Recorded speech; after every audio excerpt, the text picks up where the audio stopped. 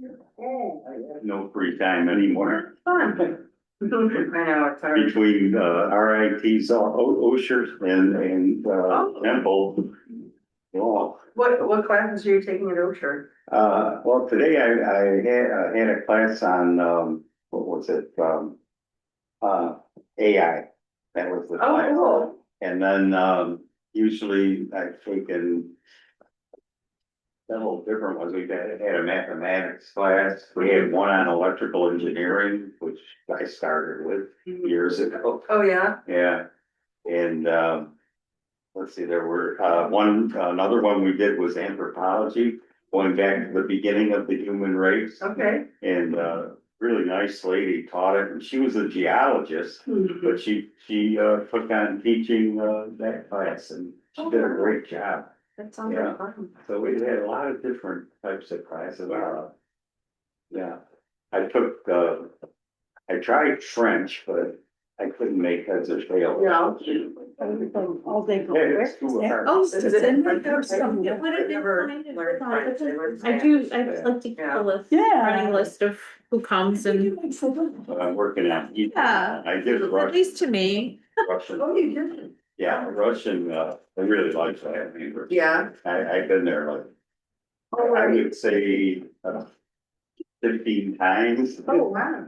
Yeah. Right, you were like, where? After every time. I've been. Yeah. I was in Moscow, I was in Yaroslavl, then I was in Sochi and St. Petersburg, and Oh, cool. yeah, and I went to work there. It's a volunteer organization where you would work with handicapped people and orphans and things. It's called Cross Cultural Solutions. It's a diplomatic Okay. best thing I ever did in my life. I really enjoyed it. And one lady was a cook there, and I was single, and we got to be pretty good friends. And her and I went all over Russia and Ukraine, and I knew her for 12 years.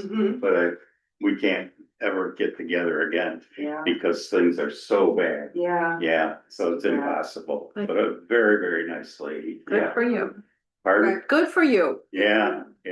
When I was 17, they used to have this program called People to People, and it would basically ship teenagers all around the world to be youth ambassadors, they called them. So we went to the Soviet Union in 1991.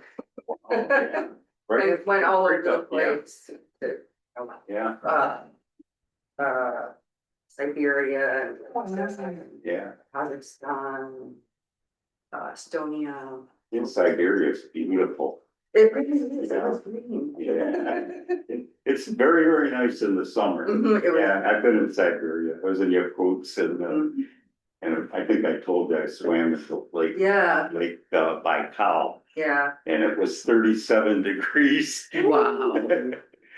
But I said I have to, if I'm gonna be there, I have to say I swam in that lake. You do, and you It did. was painful. Wow, It was painful. but good for It was you. just about 4 years ago.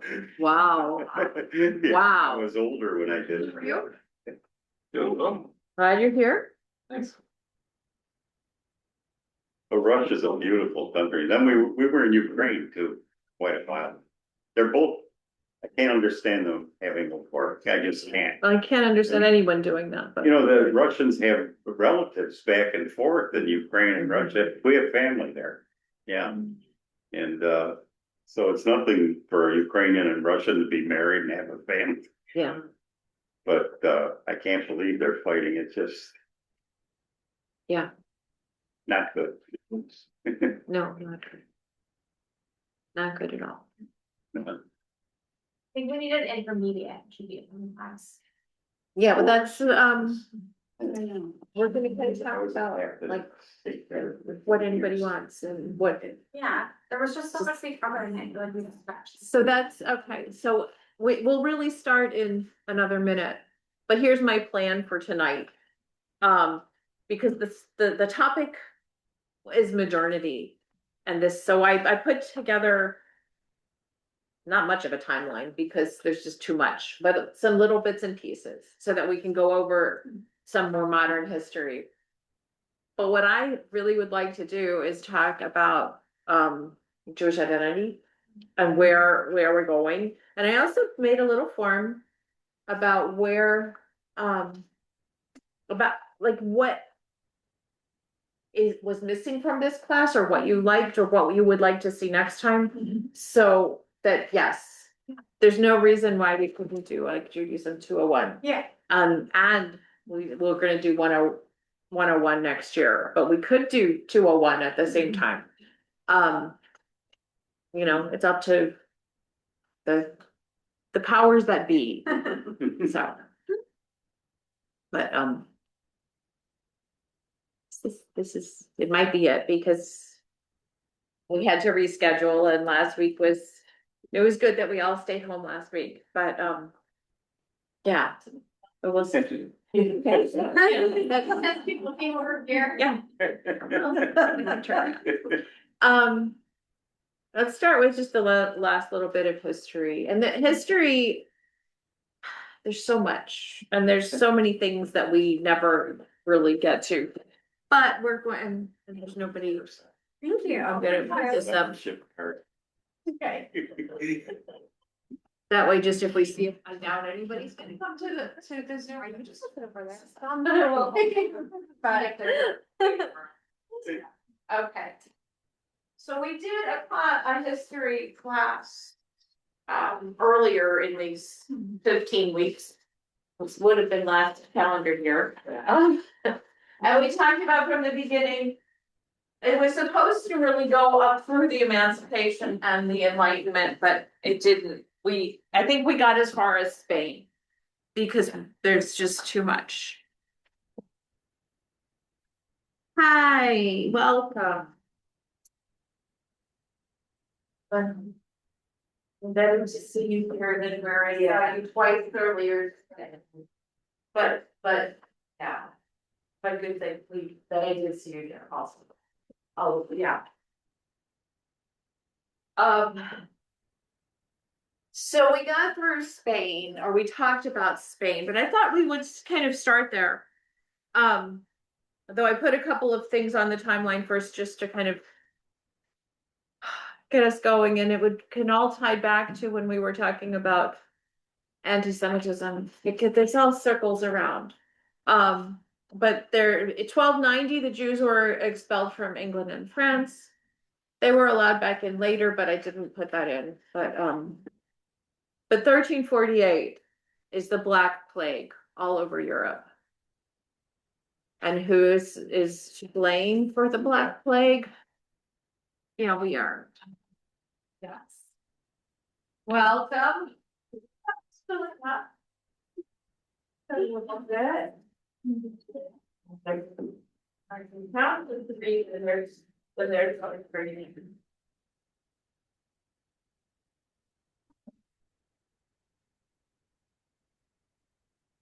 Okay, so.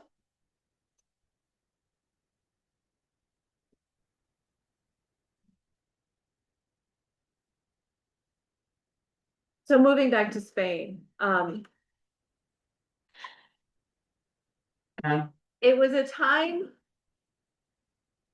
of, I mean, I believe we talked a little bit about Spain, but we know the words, the expulsion, and we know about the Spanish Inquisition, but how do they tie together? Because the Spanish Inquisition could never go after Jews, because the Spanish Inquisition was looking for heretics, those who were not Catholic enough. So if you are not Catholic at all, then you can't be tried or arrested by the Spanish Inquisition. So what happens with the time of all this time, it's actually before the expulsion from Spain, is that Jews are given a choice. Sometimes we get a choice. You can either convert or you can leave. Or you can be killed, but but convert or leave. So a lot of people had no real choice, because to leave, well, you're going to sell everything that you have and they're going to go somewhere. But when you are forced to leave and you're forced to sell everything, you're not going to get very much. And many people couldn't go anywhere. They just didn't have the money, or they didn't have the resources to do that. Or the family was too young or too old or something, they didn't go. So a lot of people converted. So we're calling them conversos because they converted to Catholicism.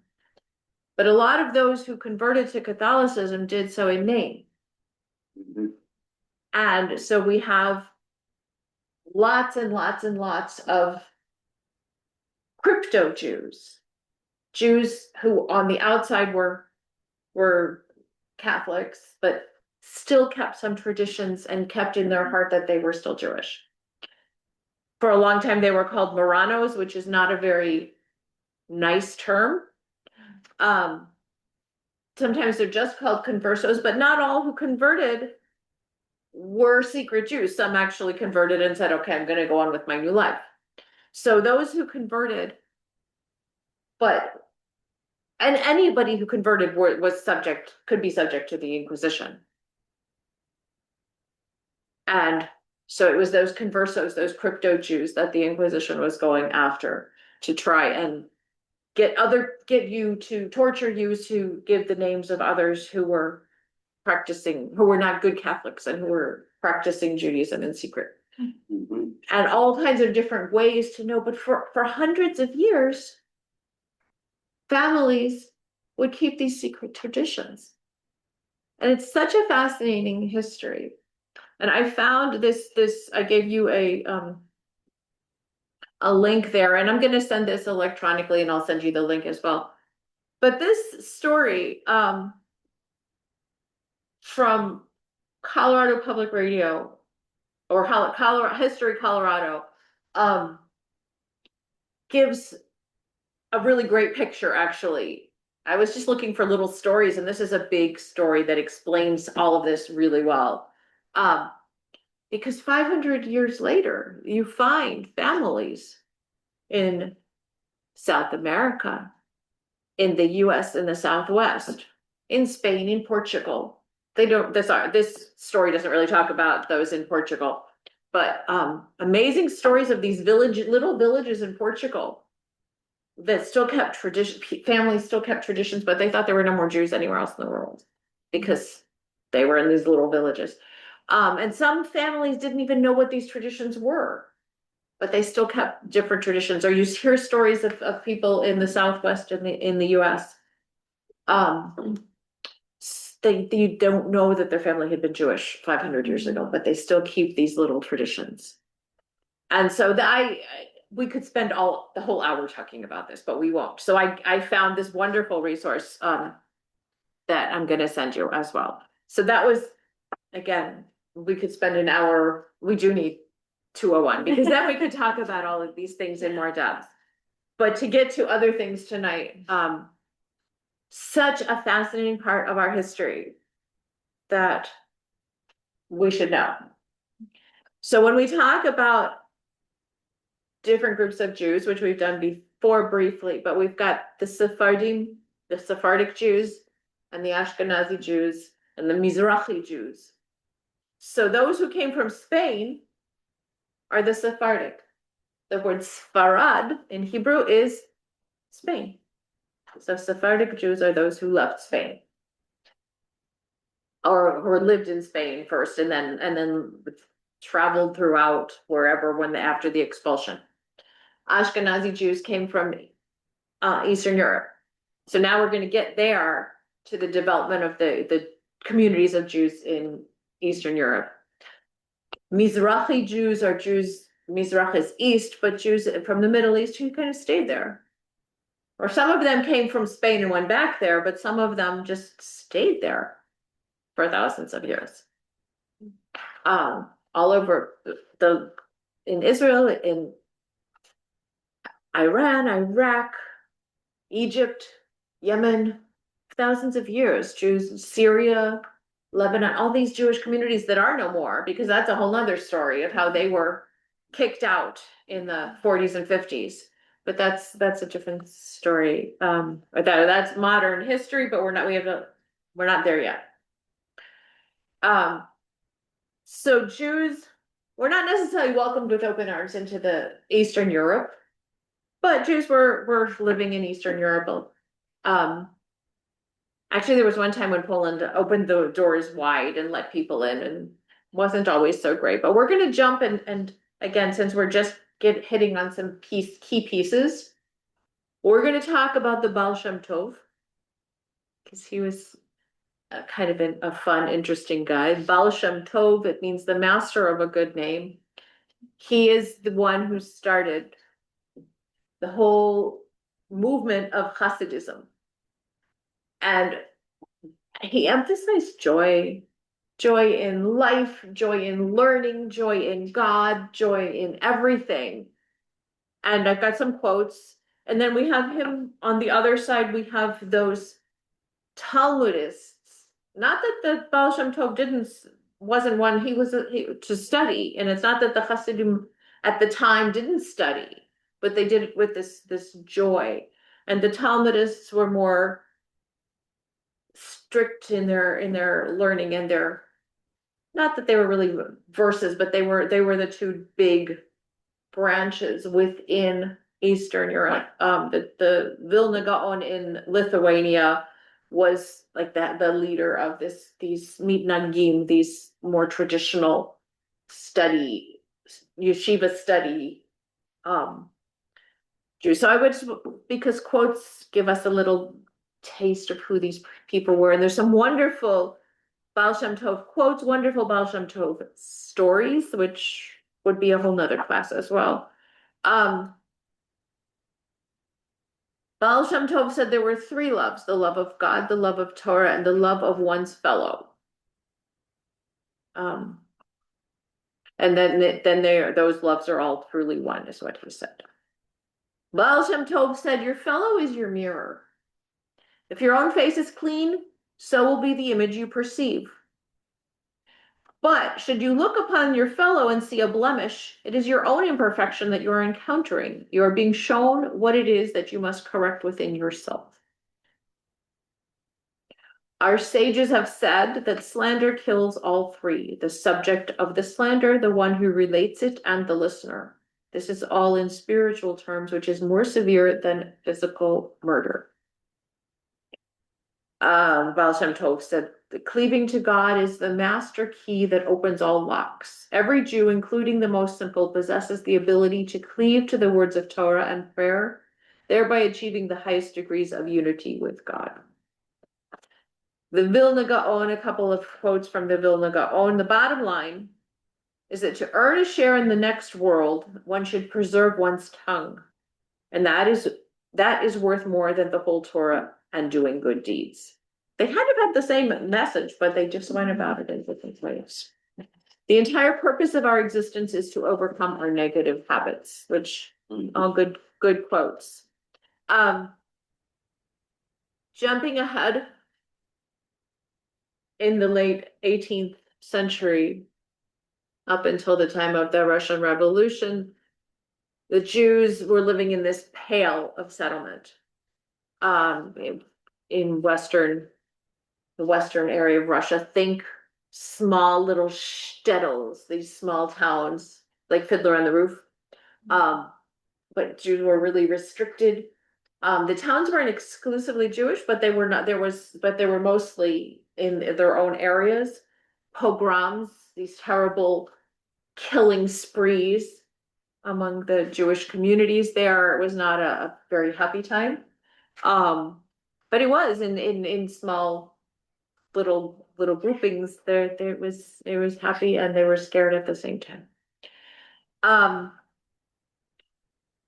we were supposed to do all of that in the first time that we did history up through all of that.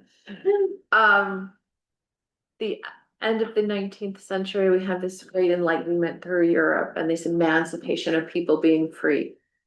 And Jews were given in some areas more freedoms, in some countries more freedoms, though they weren't necessarily treated as full equals, but on paper they could get citizenships and more freedom, more equality, but not really. Also led to a rise in anti-Semitism. All kinds of things did. And we can see when we get to the Dreyfus affair, big, another piece of anti-Semitism. Before then, we can also see the beginnings of Reform Judaism. Until then, all Judaism would have been orthodoxy, but different varying forms of it.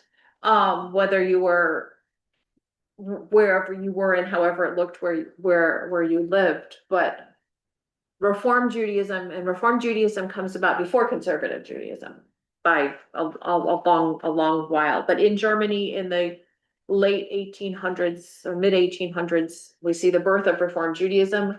We could spend a whole class on, since we are a Reformed temple, and we probably should spend longer on the history of Reform Judaism, but I thought it was rather boring. So it is well worth knowing, but I didn't want to sit here and do something that would be too boring. So yeah, then we get to the growth of the Zionist Congress. We get to the Aliyot to Palestine, what becomes the land of Israel. We find Jewish life in America flourishing, and we find different waves of immigration here. We could go into all of that, but I have other things that I would rather we do tonight. So unless there's questions about the history, I mean, history is well, I find it fascinating, but I don't know that it's something that it would be as, I always like it better when we could do something where that's more interactive. So we're going to be looking at Jewish identity. So there's this book that I have. It's if you've seen this book before, I'm Jewish. It's a great book. It came out, I have to look and see when it came out. 2004. It was first came out, and it's based on Daniel Pearl was a journalist, and he was killed by the Taliban in Pakistan. And he says his last words, "My father is Jewish, my mother is Jewish, I am Jewish." So lots of people, some famous, some not famous, some kids, some seniors, all ages, all different walks of life, wrote little bits. Some of them are just a paragraph and some are a couple of pages about who they are and why they're Jewish. So I randomly picked 4 of them and thought we would look at them together. And then we're going to think about what makes us, even if you're on the journey or you're not Jewish and don't want to be, but we're still going to explore the different phases of what makes it that you're here. So let's look at a couple of these as an example first. I think there's 3. 1, 2, and I'm going to give you a choice, which I don't usually do, but we can read some of these aloud together, or you can read, or we can break into little groups and you can choose which one you read. And I'll let you guys tell me which you would prefer to do. Would you rather read them all as one big group or? Yeah. Yes? Okay. Okay. So let's start with Julius Lester. Who can tell us who he was or who he is, Julius Lester?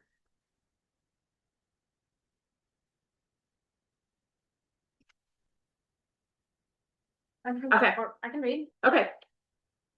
Julius Lester is the author of Love Song, Becoming a Jew, and is a professor in the Judaic and Near Eastern Studies Department at the University of Massachusetts at Amherst. Quote, to suffuse history with holiness. Okay. It is the particular responsibility of the Jew to suffuse history with holiness. This is not something that done once is done for all time. It must be done every day. For every day, a Jew must choose anew the responsibility of holiness. To be holy is to be apart from, the Torah teaches us. We must be apart to possess our unique identity as a people. We must be apart to offer the world those aspects of the holy which God put into our keeping. There is the paradox. The world needs us to be apart as Jews, though it may be loath to acknowledge it. It does not need us to be just another ethnic group. It does not need us to dissolve our particularity into an undifferentiated and colorless mass. The world needs us to assume the difficult task of living as Jews and to do as Jews have sought to do throughout the ages, merge past and present and future into a holy now. We do this by becoming a continuous bracha, a blessing of joy that refuses to be suppressed or destroyed despite what others have said and done, despite what others say and do. To be a Jew is to be a bracha of laughter, expressing our surprise, delight, and wonder in creation and our place in it as Jews.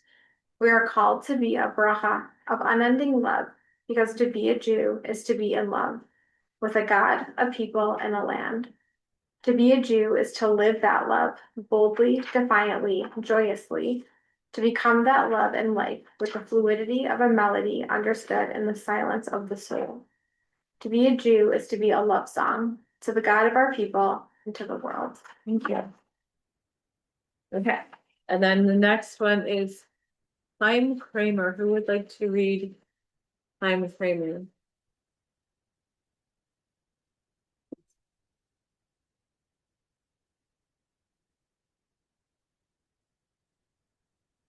Thank you. Chaim Kramer is founder and director of the Bread Research Institute Jerusalem, which is dedicated to the translation and dissemination of the teachings of Rabbi Nachman of Breslov. From 1772, died in 1810. Chosenness means taking responsibility for making our world a better place. For me, being a Jew means living the balance between generations past and future, the time-honored and the modern, between justice and compassion, joy and sorrow, between body and spirit, man and God. I received a Jewish day school education. My study of Torah and Jewish history taught me much about our rich and ancient heritage.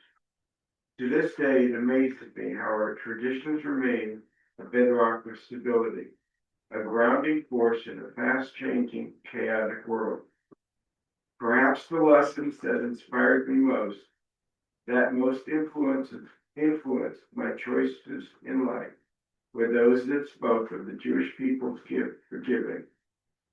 For me, being a Jew means being proud to be part of a people that have contributed much to the advancement of civilization. A people that has lived through the worst and yet embraces the future with a joie de vivre. My Rabbi, the Hasidic Master Rabbi Nachman of Breslov, spoke often of the special pride that God takes in his chosen nation and their achievements. For me, this chosenness means taking responsibility for making our world a better place. For my family, my community, my people, and all humanity.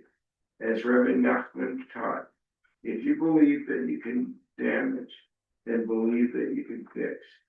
If you believe that you can harm, then believe that you can heal.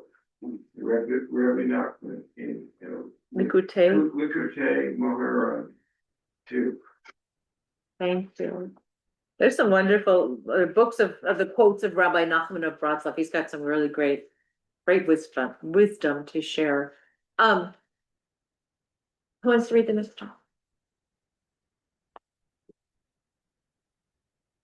Thank you. Annie, how would you pronounce it? Roif?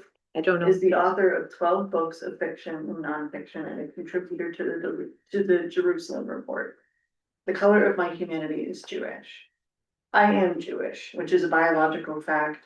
It is not just a biological fact. It means that I am attached to the history of my people as it unfolds from Abraham to Theodor Herzl, from Ramaya through Albert Einstein. It means that I see Spinoza and Martin Buber and Joshua and Ben Gurion and Rashi in the Elsatz. It means that I am convinced that there is a purpose and a meaning, although we cannot see it clearly in the Jewish role of human existence. It means that the ordeals of the Jewish people in exile have alerted me to the vulnerability of the powerless and connected my imaginative life with those who may be hunted by Hitlers or humans. Payments. Havens, Yeah, sorry. boo, poor coming up. However, they may be disguised across the globe. It means that to the best of my limited knowledge, the Jewish ethics as debated in the Talmud and studied in the Torah will shape my vision of right and wrong and are alive within my small and large decisions. It means that my seasons are marked by the holidays when Jews take the Torah out of the ark and walk around the congregation and replace it, and when Jews remember to save the gleanings of the fields for the hungry or stand silent for the murdered children of pogroms. It means that I understand exile in its literal and metaphorical meaning. It means that the color of my humanity is Jewish and that I fully expect that humanity to be of worth to all, connected to all, and open to anyone who would share it. It means that one corner of my mind, I remember my brother's worst Jewish jokes, and in another corner, I remember my Queen Esther costume, as well as the way my uncle misbehaved at Passover gatherings. I remember the destruction of the first and second temple and the barbarism of Kristallnacht and all that followed. I remember it all as if it were yesterday. And one more. Ruth Bader Ginsburg Oh. wants to read.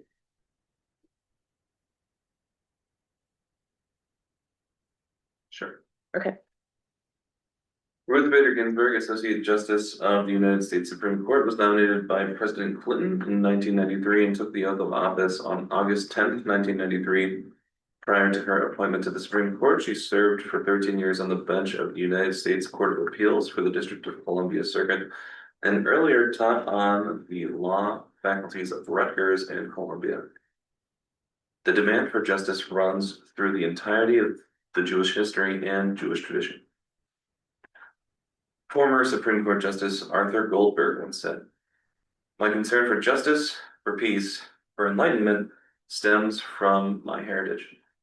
Justice Stephen Breyer and I are fortunate to be linked to that heritage and to live in the United States at a time when Jewish people residing here face few closed doors and do not fear letting the world know who we are.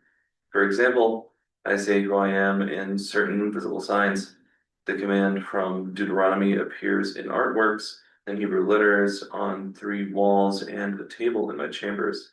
Zedek, Zedek, Tirgol, justice, justice thou shalt thou pursue. These artworks proclaim they are ever-present reminders to me of what judges must do that they may thrive. There is also a large silver mezuzah mounted on my doorpost. It is a gift from the super bright teenage students at the Shulamith School for Girls in Brooklyn, New York, the school one of my dearest law clerks attended in her growing up years. There's more. A question stated in various ways is indicative of what I would like to convey. What is the difference between a New York City garment district bookkeeper and a Supreme Court justice? One generation of my life bears witness the difference between the opportunities open to my mother, a bookkeeper, and those open to me. I am a judge, born, raised, and proud of being a Jew. The demand for justice runs through the entirety of Jewish history and Jewish tradition.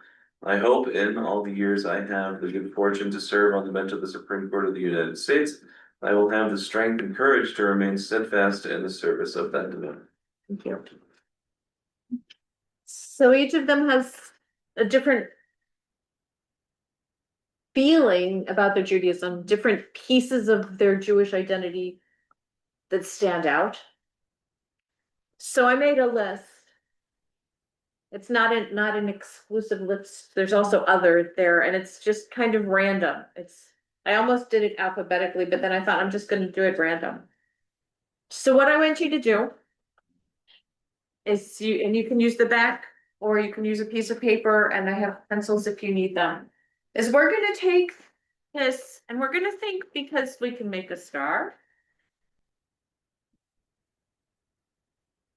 Is you're going to think of 6. Though you could think of more because you could fill in the star as well. So at least 6 of these that you feel represent what who you are as a Jew or what Judaism means to you if you are not a Jew. So at least 6, and there could be more. Then we'll kind of, without writing our own little essay, we'll create our own little stars and stuff.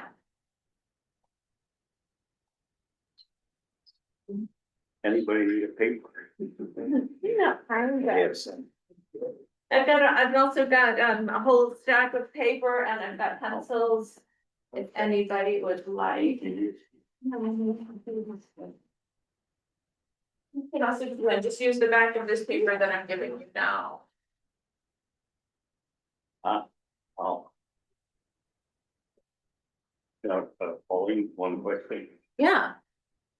You want us to fill in the star and how many places? Well, I find on this list the things that you would put on your star that represent you as a Jew. And it may be more than 6 of them, Oh. because you can have more than 6, but have at least, try and find at least 6. Okay. You can fill in all the little extra pieces, and some of them go together. You might want to lump a couple of them. Would the center of the star be the most important? It's your creation. Okay. You make it any way you want. Okay.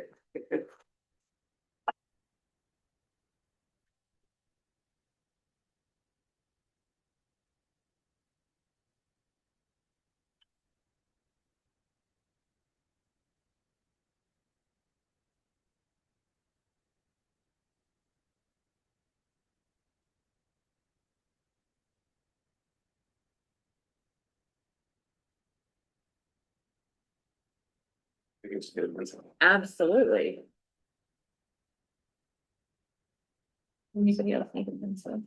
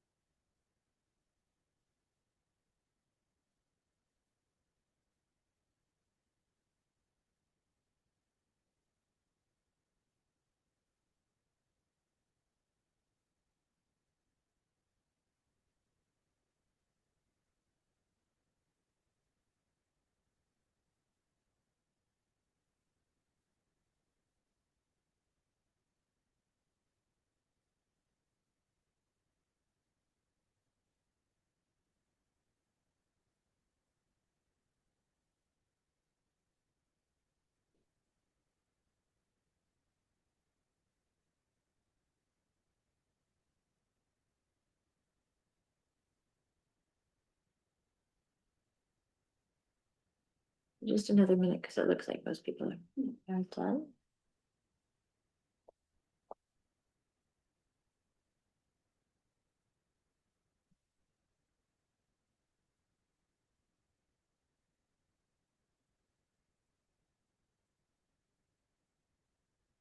Who would like to share? You don't have to share, but who would like to share? I can go first, Okay. since I read first. Because somebody's gotta go first. Real oldest child energy. So I grouped some of mine together. But the first one that I chose, one of the first things that actually really drew me to Judaism is repairing the world, Tikkun Olam. So I paired that with kind of social justice and tzedakah, just charity and volunteering, something that's important to me anyway. It's something that I do, so I really love that that's kind of a core value. Which kind of led me into Musar and Midot, all the different characteristics and just leading like a moral kind of ethical like life and making sure that that's something that you're putting on you to put out like into the world. Rituals and tradition and community is something that I've really enjoyed and I found very meaningful. And I think that connects in with Kabbalah and spirituality and the divine, which then led me into prayers and temple and community, feeling very peaceful during services, which was a really new thing for me.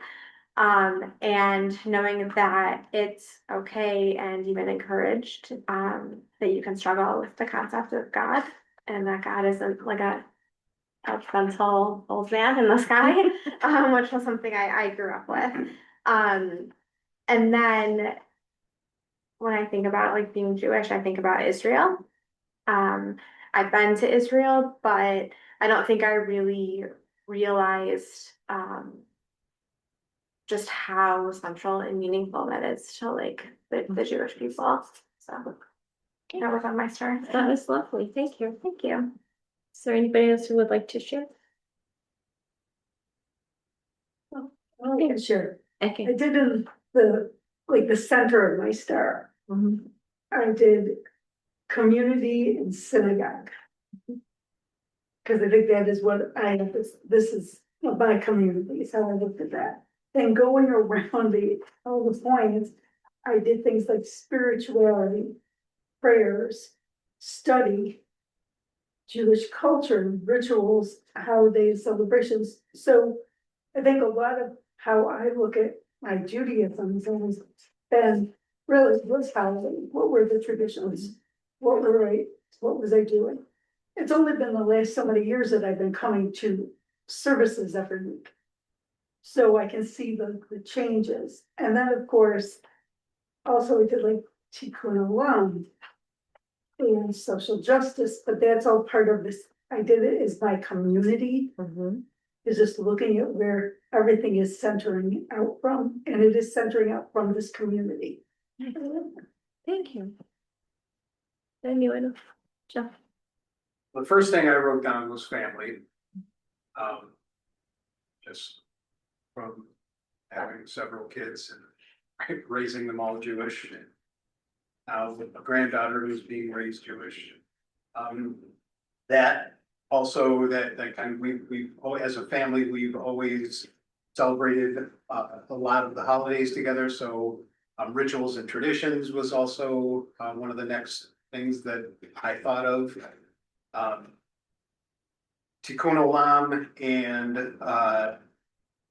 tzedakah to me were somewhat related because of just the spirit of volunteerism in whatever form that comes, whether it's literally from mitzvah day to volunteering on a committee or volunteering in a community. And then some other things that I thought I've also been to Israel, and I probably would have written down Israel even without having been there, but now that I've been there, I would have thought of my younger self as a poser for wanting to write Israel without having been there. And I also wrote down Am Israel Chai, well, Israel. And kind of related to family rituals is holiday. And kind of in the center of that is spirituality. I didn't really connect that with Judaism specifically because you can be spiritual and have absolutely no connection to a religion or any sort of guidance whatsoever and still be a spiritual person. I also wrote down synagogue just because I hear it. Anybody who's been here knows that we're very fortunate to have just a really inspiring and just a really cool space. I'm pretty fortunate about that. So. Thank you. Thank you. Anybody else? Frank? Yeah. In the center of my star, I put holiday observance and celebration, community, and Kayal Israel, because we're different as Jewish people and we have to stick together with each other. And then on the other parts of the star, I put I'll explain them. Tikam Ola. There's this idea that other people say we are the chosen people and we supposedly make us better than others, which is not true. We basically were chosen and given a responsibility by God to make the world a better place. And that's what that's all about. And I love that idea. And then, of course, we have Jewish culture, which we know, social justice, Mosar, study, and synagogue. And I think synagogue is one of the most important things for us because this is where we come to be who we are. And so the services are very important. That's great.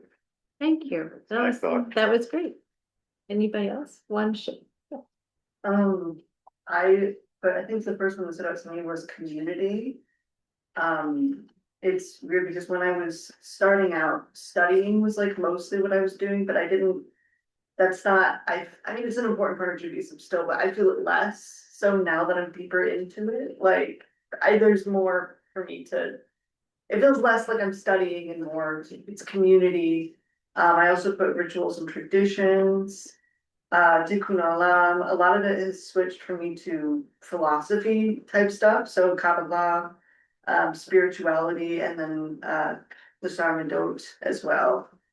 Thank you. Anybody else want to share? Okay.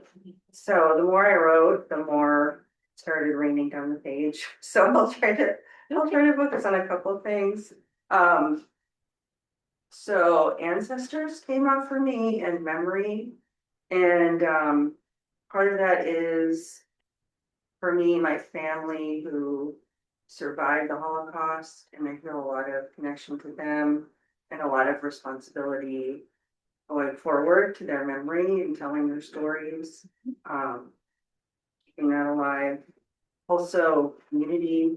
I did move here from Colorado back for, in large part, the Jewish community here. So that's important to me. Spirituality and Kabbalah, connection to the divine, sense of presence, creativity. Also, I connect to Judaism and Jewish humor too.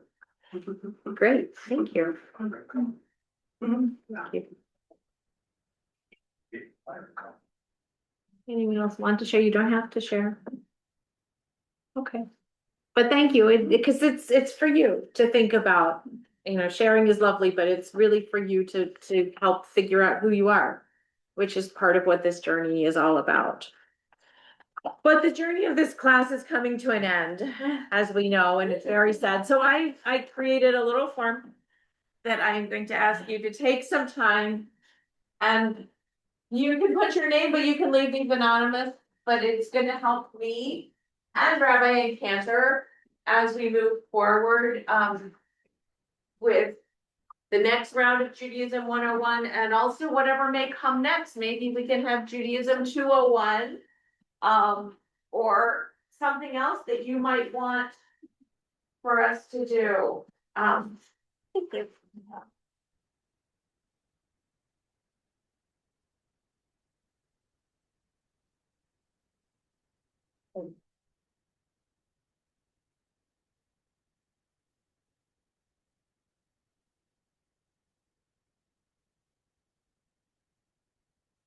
I always have a whole box. Does anyone else need a pencil? They're up here.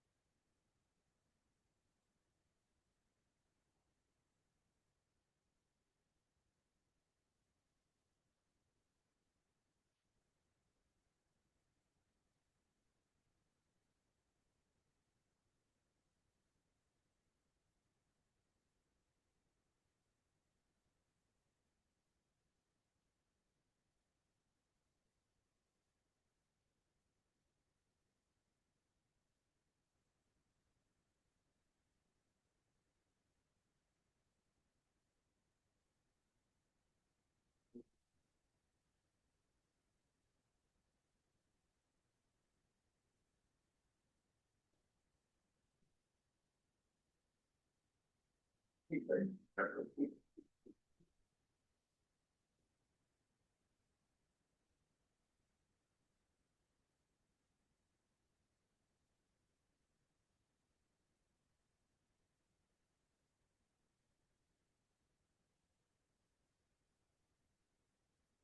you. No, this is fine. Fine. And thank you all for coming and seeing the class through till the end and. The towards we read it. It was like, I really hope he does it. Fine. It's all. But thank you all,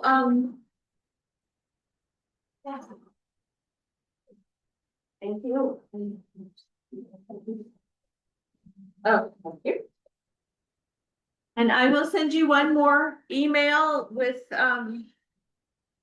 whatever I gave out tonight, as well as a link so that you can find that recording easier.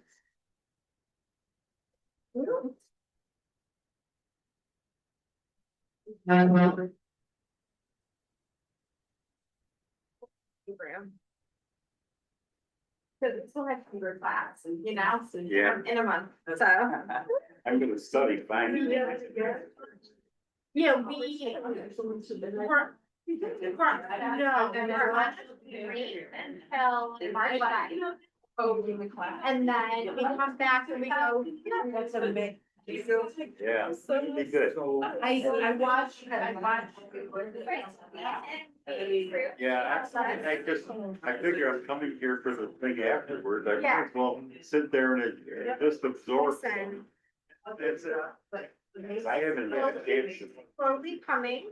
I had a chance to study. I've been doing repairs on the house, kind of a problem. And, finally I. Okay. Now I can sit. No, that's something that We, did our house. because, yeah, there's. You and your boyfriend? Yeah, 3 months. You get your toe wet and then. Great. Yeah, it's But not- we've been going through. No, but thank you. Thank you. Oh. So that definitely cramps our